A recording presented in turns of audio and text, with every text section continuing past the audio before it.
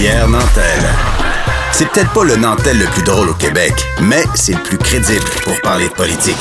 Vous écoutez Pierre Nantel.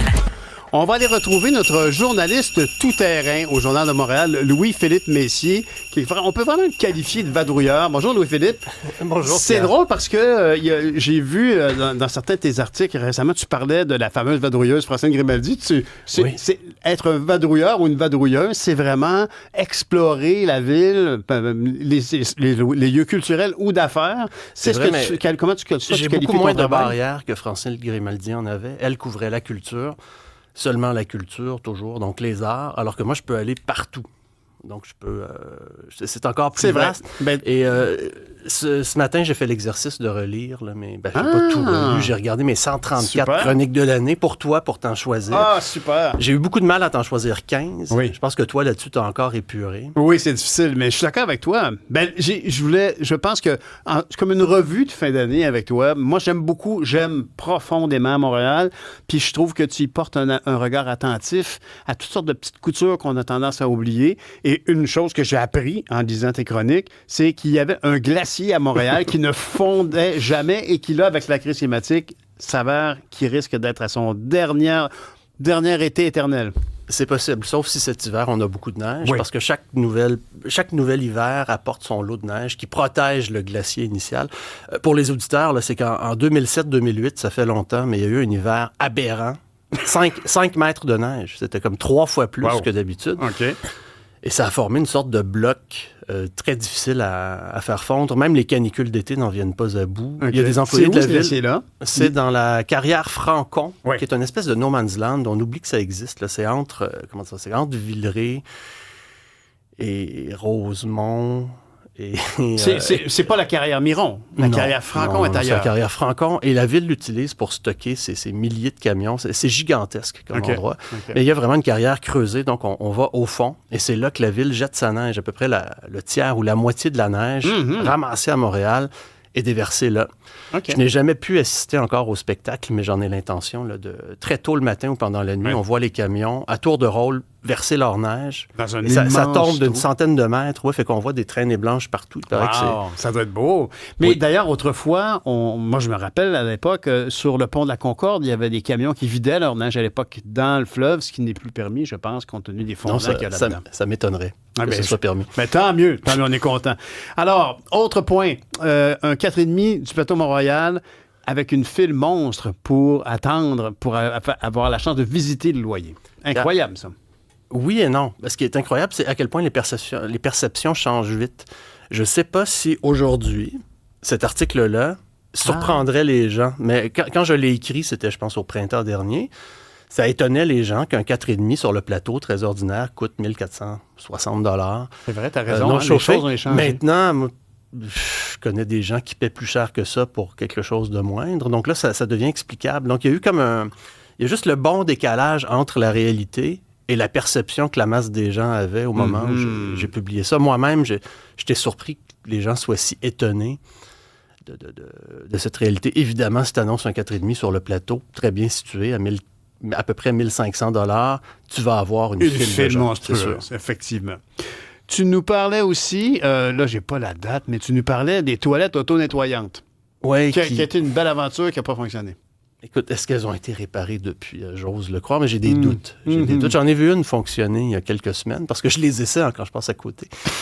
J'adore ton approche, vraiment, comme tu te promènes, puis hop. C'est ça. Il faut... ce qui nuit aux toilettes, c'est que, il y a des humains en ville. Des fois, ils ont besoin de dormir. Il fait froid. Ils veulent un lieu, des fois, pour avoir un peu d'intimité avec pour des raisons sexuelles. Ils brisent la porte. Ils entrent. Ils ont aussi trouvé un moyen, avec un pic, d'aller briser le système de pneumatique là, qui ouvre la porte automatiquement. Donc, ils vont casser la toilette pour pouvoir y dormir.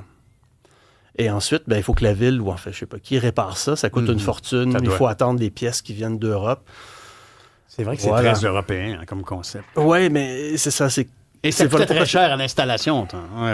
Si tout le monde les traitait bien, ces toilettes-là, elles fonctionneraient à merveille, je crois. Mais la réalité est tout autre. Là. Il suffit qu'il y ait une personne très mal intentionnée à chaque 2-3 semaines. Et quand c'est brisé, ça peut le rester plusieurs semaines. C'est bien triste parce que ce sont des installations qui sont coûteuses.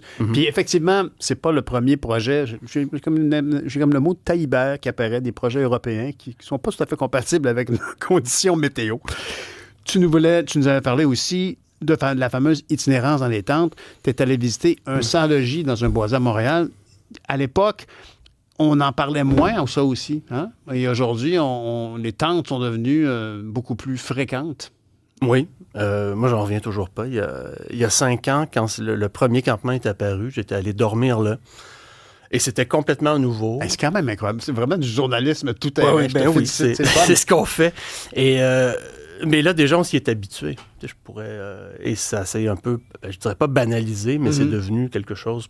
Les gens sont déjà blasés, un peu choqués, des fois dégoûtés, tristes, mais ça fait partie de la réalité. Et à l'époque, c'était différent. Ça ressemblait à une sorte de camping. En raison de la COVID, ils avaient un camion qui faisait de la bouffe, des toilettes, l'eau courante. Okay. Alors que maintenant, souvent, ça ressemble à un dépotoir autour. Les objets s'accumulent, une fois qu'ils jettent quelque chose, ils le laissent là. Le camion ne va pas passer pour le ramasser. Ouais.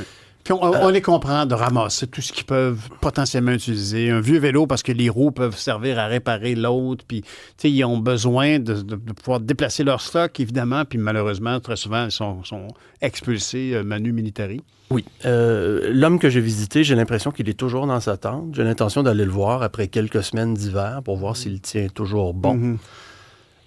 Je sais pas.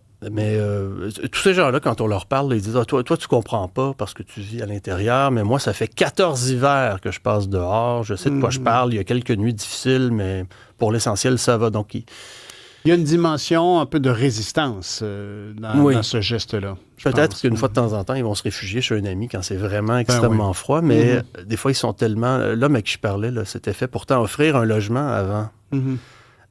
Mais à certains moments, on lui a imposé des conditions. C'était comme pas de visite la nuit. Peut-être parce qu'il y avait des dérapages et là, il s'est fâché puis il est parti. Donc, c'en est un qui était dans la rue. Ils lui ont trouvé un logement et là, il est retourné à la rue. En tout cas, tu levais le voile sur quelque chose qu'on l'a malheureusement pas banalisé, mais auquel on s'habitue. Moi, j'ai déjà parlé en ondes. J'avais un voisin, entre guillemets, qui stationnait sa Dodge Caravan sur notre rue. Des fois, il était pile devant chez nous, des fois, il était ailleurs. Il vivait dans son Dodge Caravan. Ah, je vois. Et quand il s'est mis à faire froid, on a vu qu'il allumait des chandelles pour se réchauffer. Il y avait un gros chien. Puis j'ai trouvé quand même, évidemment, c'était évidemment pas viable, mais puis c'était avant les fêtes, là, c'était cet automne, mais dans un esprit qu'on souhaite à tous pour Noël. Je viens de me voir encore avec ma chemise, j'en viens pas. Mais dans cet esprit de Noël, les gens du quartier ont quand même été très bienveillants. Et lui apportaient parfois de la nourriture, on lui a offert de se brancher de temps en temps. Comme, il y avait une bienveillance. C'est pas viable, ça ne peut pas durer, mais c'était quand même beau de voir les gens du quartier qui étaient... Certains de mes premiers sujets tout-terrain de chronique ont rapport à l'itinérance, mais en fait à ces nouveaux itinérants qui souvent travaillent. Donc, on parlait de travailleurs pauvres, les gens qui ont du mal à joindre les deux bouts. Là, on parle de gens qui n'ont pas de logement, mais qui ont un emploi. Souvent, donc, c'est à l'insu de leurs collègues qui sont sans-abri. Et même que les abris sont maintenant aux prises avec cette nouvelle clientèle, qui est beaucoup plus facile, on va le dire. Il y a moins de problèmes de santé mentale. C'est facile, mais qu'il y a d'autres besoins. Par exemple, pouvoir laver ses vêtements pour aller travailler, pouvoir prendre sa douche tous les jours. C'est ça, que quelqu'un lave les vêtements la nuit pendant qu'il dorme. Ne pas se faire déranger par des gens qui hurlent. Récupèrent, bien sûr. Voilà, donc il y a comme une classe ou des fois même un dortoir. Je sais qu'à Sorel, c'est comme ça, un dortoir particulier pour les travailleurs. Ben voyons, il y a ça à Sorel. Oui, mais bon, je viens peut-être d'éventer mon prochain sujet de chronique. Mais regarde, je vais t'amener ça tout de suite sur un autre sujet pour pas qu'on invente trop ta chronique. Moi, je peux dire que j'ai passé une nuit à la salle d'urgence du CHUM, qui est évidemment qui est ici en plein centre de l'épicentre des sans-abri, vraiment. Beaucoup de gens qui sont en détresse. Et ça m'a frappé, dans les 30 personnes qui ont passé la nuit en même temps que moi dans cette salle d'urgence, il y avait environ 7 ou 8 personnes que tout le personnel connaissait par leur prénom. OK. Hein, ça donne une idée. Ces gens-là avaient besoin de rentrer à l'intérieur, avaient besoin de manger, boire quelque chose, espérer rencontrer un bénévole gentil, bienveillant. Ça donne une idée, en tout cas, à quel point cette vulnérabilité-là, on l'a sous les yeux constamment. Et il faut se rappeler que peu de gens sont à l'abri de ça. Oui, c'est un peu triste parce que j'ai l'impression qu'on revient quasiment 100 ans en arrière sur ce dossier-là et ça ne va pas s'améliorer. Je suis triste, je sais que tu aimes les nouvelles positives, mais ça ne va pas s'améliorer l'an prochain, probablement pas l'année suivante. Parce que là, avec le logement qui devient inabordable, la nourriture qui devient inabordable, on va comment dire, toucher les gens dans leurs besoins de base et on risque d'avoir de plus en plus de gens à la rue. Et ça, c'est un terreau fertile pour la toxicomanie, la dépression. Bien sûr.